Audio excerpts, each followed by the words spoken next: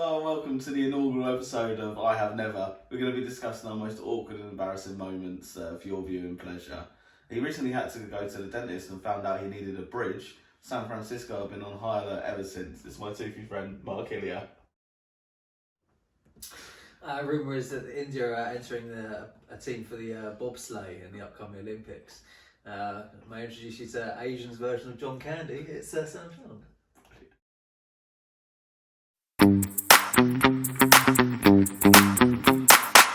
We've been friends for 13 years now. 13 years. 30. It's a long time to know somebody, isn't it? Yeah, it is, isn't it? Yeah. I'd count you as one of my best friends, we're close friends, but we have quite different views and sort of personalities, I would say. Yeah, it seems really upper end of the scale, which is quite... Scales, yeah. I'm the upper end of most scales, yeah. Oh wow, which makes it fascinating, I think, doesn't it? How different we are, yet how kind of close we are. Yeah, most things that would make you cringe or squirm, I'm usually there sort of smacking my lips and waiting for the enjoyment. You're in your sort of Google search history, yeah. It's your Google search history, yeah. Close those browser windows down. So you're drinking I am 0.0 San Miguel. Been sober for over 18 months, and a massive part of my journey. Absolutely. So you've been venturing down this journey of sobriety. So could you help me out there? Soberness. Soberness. Sobriety. Yeah. Sobriety. Sobriety. Back to your browser history. I'm going to say sorority, yeah. But that's the difference. So your sort of days of going out and creating some of the stories that we're going to tell are going to be shared in future, whatever this is, obviously are very difficult, uncomfortable, embarrassing things because they're so far removed from sort of where I am now. I just sort of hear them and I'm waiting like, when can I do that again? Yeah. When can I create that carnage? When can I have that much fun again? Yeah. So that's the sort of difference, sort of why these are awkward and embarrassing, because you're going to cringe and I'm going to make you tell every last little detail and I'm going to be here grinning like a Cheshire cat. And then there's going to be embarrassing stories for me, but I just think, I just can't wait to do it again. Would I do anything different? Probably not. They don't make you squirm as much, But also it's worth saying that I'm a few years older than you. Yeah. And so obviously that has an element of, I've sort of been there and done it a little bit longer, and so maybe no, it won't change you at all. So another difference we have is I'm a pescatarian now, and obviously you love your meat, so I think under where it says my dietary requirements, I think it just says work needed. My diet leaves a lot to be desired, or not a lot in some cases. It doesn't leave a lot for anybody else. But you're on a different journey with that as well. So you're a pescatarian. Pescatarian, yeah. It's a big name. A big name for someone that just doesn't particularly want animals to die so I can eat. Take that step down. So just fish and all sorts of other things that aren't meat, and it'll be onto the journey to veganism when I can get myself organised enough, when it's not stressful to meal plan and stuff like that. That's one of the big things for you, isn't it? Because being a pescatarian is not something you've particularly seeked. It's effortless for you. That's why you do it, because you actually don't miss the differences. Myself, I can't imagine. Obviously, I've recently been to Five Guys, and we've got one coming into the area. So have we got one coming to the area? Chichester, there's one coming to Chichester next month, I think. Okay. Yeah. So do they do a vegan option or something? I tell you, I've been to a burger place before, and the vegetarian option was called "What's the Point?" that made me laugh. So for me, I've had a Five Guys. I think it's probably up there in my top 2 burgers I've ever had. It's that good for me. I can't imagine consciously deciding never to eat that again. I can't.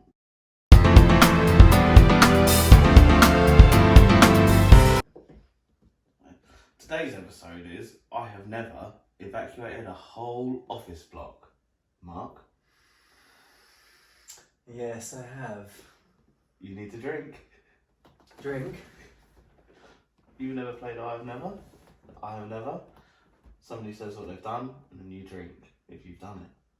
No, I haven't. I didn't drink. I just thought you were grammatically very basic. Grammatically? Yeah. Grammatically? Yeah, I thought I haven't ever done the thing. I have never. I just was going along with it, really. I just thought that was... Right, so what happened was, we had a well-being day. So they're going to fire back at me. Yeah. We had a well-being day in the office that I worked in, office of maybe 400 or 500 people. And my friend was running it, and I was one of the first in to book sessions with different therapists. Of course, there's a wellbeing day and you're at the front of the queue. Why doesn't that surprise me? Yeah, absolutely, yeah. So front of the queue, turmeric latte in hand. Turmeric latte? So I book on. I think I'm second into a session. Hang on a minute, I don't even know what turmeric is. It's just something I see on menus on places I don't really go to. Yeah. I just see turmeric. Okay, I'll just skip that. Sometimes if stuff isn't yellow enough for you, then you put turmeric in, and it makes it fantastically yellow. Why do you want yellow coffee? I suppose there are other benefits to it, yeah. But the yellow is the one that you struggle with, like. Yeah, it gets everywhere. So turmeric is good. It's an anti-inflammatory. It's a really positive thing to have. So it has health benefits rather than just I've got a yellow coffee. Yeah. Okay. Anyway, so. So I'm booked in. I'm second into this room for Hopi ear candle treatment, where they place a candle on top, sort of slightly in each of your ears in turn, and it's supposed to have real sort of energetic healing powers, as well as sort of the sort of warmth can also help the inner ear. Candles protruding from your ears. Yeah, one at a time. So you'd lay, and then it would be placed with like a towel. It's like the world's shittest birthday cake. Like, happy birthday to the candle hanging out of you. Yeah.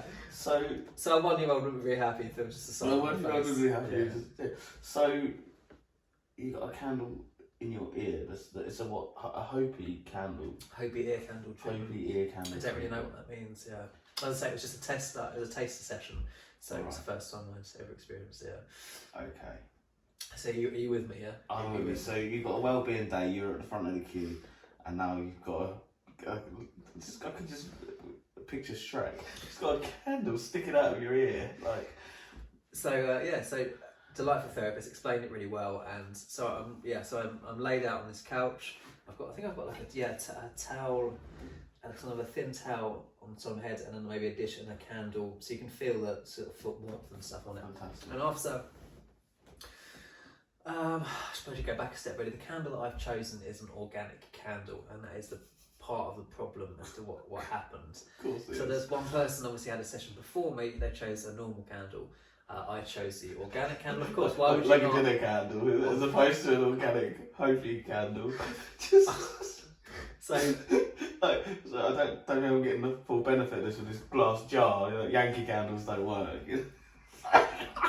It wasn't like choose a Pontius candle. It's like, well, why would you not choose an organic candle if you can? Anyway, I didn't even know organic candles existed.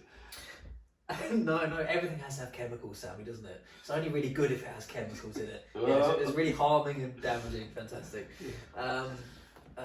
Exactly. So I've chosen this organic candle. I'm laying there, and it's a very soothing experience.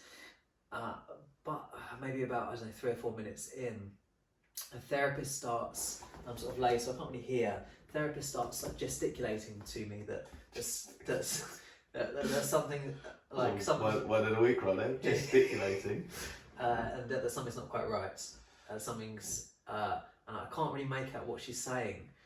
You've got a fucking candle in your ear. I've got a candle in my ear. Really, I couldn't hear a word you were saying because I've got a lump of wax hanging out of my ear hole. Yeah. But it's quite important, obviously, and so to the point where she's having to sort of like come up close to me and say, and I can't quite, but I make out just like an alarm. Is she saying alarm? Is that an alarm? Is that the alarm? Is that like a?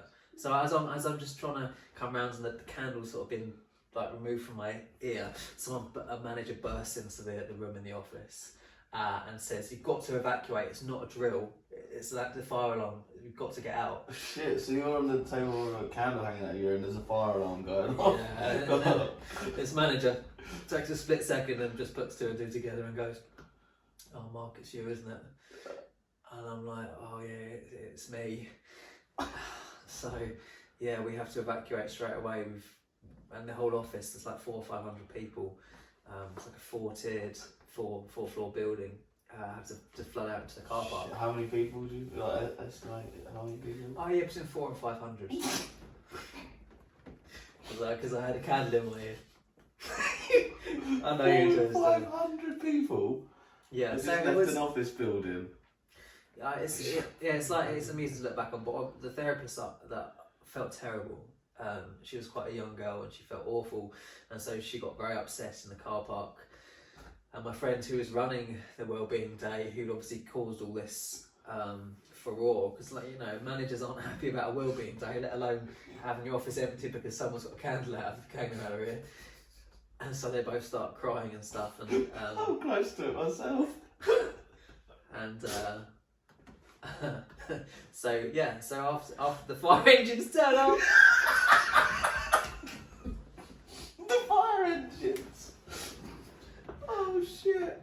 And they get waved away. Don't worry, it's me. Candles. Don't worry, mate.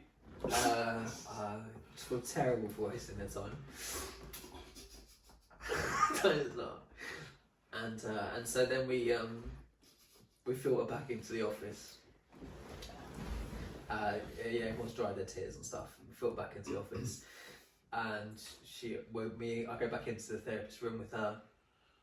She's like, "Mark, one of the first things I learned through Hope Ear Candle as an absolute must not do is to give a treatment to one of someone's ears and not the other." I was like, "No, don't worry. I'll just deal. I'll deal with it." You just evacuated 500 people. She wants to do the other ear. It was an open discussion. She didn't want to be licensed to go in like, "I'm not doing your other ear," but she was quite happy for me to say it. No, like, just get on with your day and stuff and things. Yeah. So yes, if I feel unbalanced or anything weird or out of kilter happens, then I've always got that to blame. To blame. Have you not thought about just sort of finding a candle and trying to do the other ear, sort of just to rebalance things? I'd have to take the battery out of the smoke alarm. Thanks for joining us on our first episode of I Have Never. I hope you can join us next time for some more stories and some more embarrassment and awkwardness. Yeah, we got that in by the bucket load. On that note, I have never had a certain substance licked out of my beard from a homeless man's dog. Have you? See you next time.